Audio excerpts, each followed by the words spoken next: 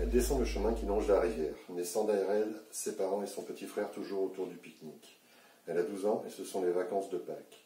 Son père a pris un congé et ils ont suivi vers le sud la chaîne des Appalaches, premier arrêt à Gatlinburg, puis les Great Smoky Mountains et enfin cette rivière. Elle trouve un coin au-dessus d'une chute où l'eau semble calme et peu profonde. La Tamassie forme une frontière entre la Caroline du Sud et la Georgie, et la fillette veut patauger jusqu'au milieu et mettre un pied en Caroline et l'autre en Georgie, pour pouvoir, de retour dans le Minnesota, raconter à ses amis qu'elle s'est trouvée dans 2 États à la fois.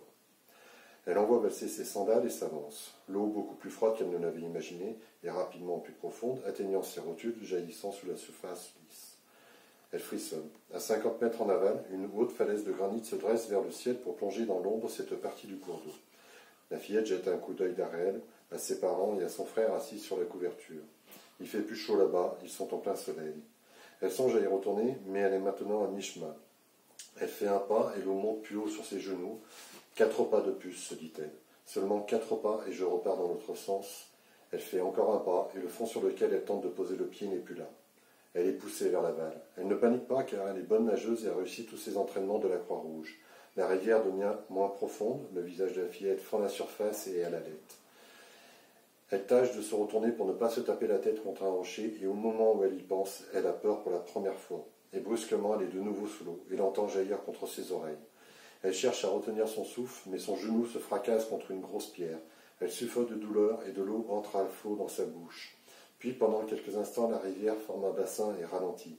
La fillette se redresse en toussant et en crachant, pantelante.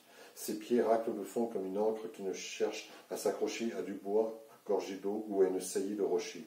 Le courant accélère de nouveau, et elle voit sa famille courir sur la rive, et elle sait qu'ils crient son nom, bien qu'elle ne les entende pas. Le courant la retourne comme une crêpe.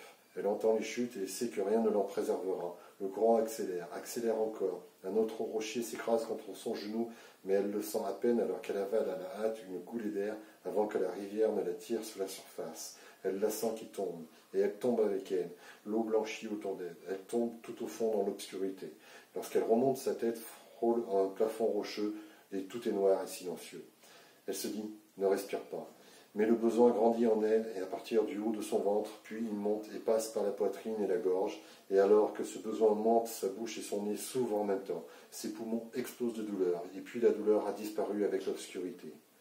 Des couleurs vives volent en éclats autour d'elle comme des morceaux de verre, et elle se souvient de son cours de sciences naturelles de 6e, du glouggoutement de l'aquarium au fond de la classe le matin où le professeur a tenu un prisme hors de la fenêtre pour qu'il s'emplisse de couleurs.